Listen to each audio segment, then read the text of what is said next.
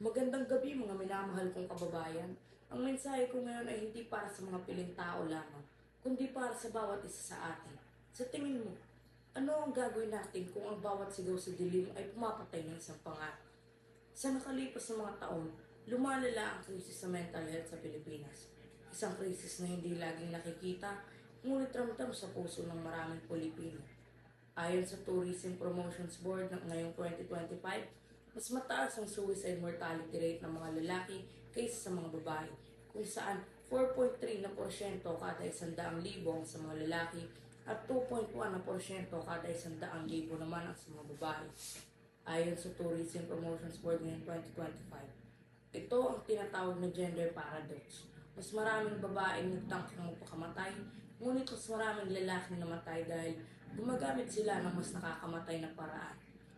Ayon ulit sa Tourism Promotions Board ngayong 2025, hindi lamang ito usapin ng kasarian, kundi usapin din ang edad sa pag-aaral ni na Alibudbud at mga kasamahan niya noong 2023. Tumaas ang suicide attempts sa kabataang Pilipino mula 3% noong 2013 tungo sa 7.5% noong 2021. Ayon ito kay Alibudbud at kanyang mga kasamahan noong 2023. Sa ulat naman ng Atlantic Fellows, walang petsa, lumalala ang mental health struggles ng kabataan lalo na matapos ang pandemya.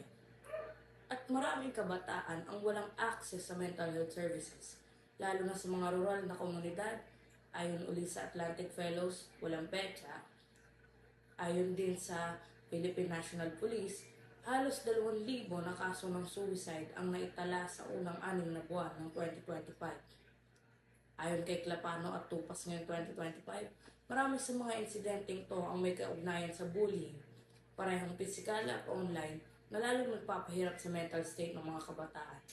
Ayon uli kay Clapano at Tupas ngayong 2025, dahil dito, hinihikayat ang publiko na gumamit ng hotline system kung saan maaaring pindutin ang numero na 4 upang makakuha ng agarang mental health assistance. Ayon uli kay Clapano at Tupas ngayong 2025. Sa mas malawak na perspektibo, ayon sa macro trends, walang petsa, ang suicide rate na sa Pilipinas ay 3.49 kada 100,000 noong 2021. Bagaman tila maliit ito kumpara sa ibang bansa, ang patuloy na pagtaas nito ay dapat hindi ipagsawalang bahala. Ayon ito sa macro trends, walang petsa, tingnan din natin ang datos mula sa statista.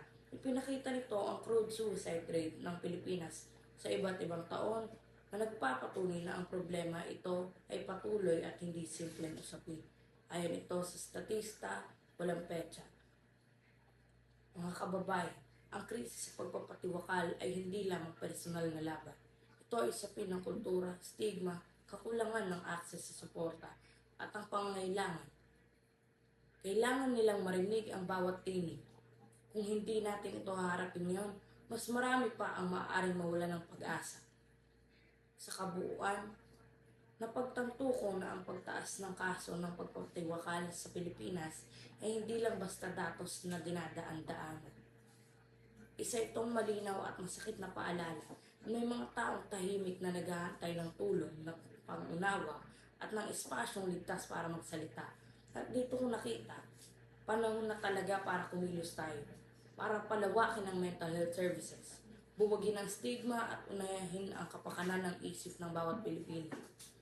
Dahil hindi na natin pwedeng ipagsawalang bahala ang mga sigaw na ito.